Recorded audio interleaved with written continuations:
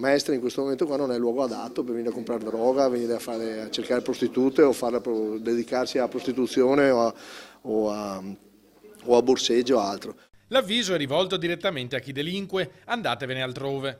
A partire dal 18 settembre una task force di 100 uomini della Questura è stata impegnata notte e giorno in continui controlli nel quartiere Piave e nel Parco Albanese. Grazie a una disponibilità che il Dipartimento di Pubblica Sicurezza ha dato alla città di Venezia, stiamo cercando di ripulirla e aumentare la percezione di sicurezza in certi quartieri con un numero altissimo di persone accompagnate presso i CIE per poi essere espulse dal territorio nazionale. L'operazione Mestre Sicura ha portato finora all'arresto di 6 persone per furti, resistenza pubblica ufficiale, evasione e traffico di stupefacenti. 15 stranieri sono stati accompagnati al centro di permanenza per il rimpatrio.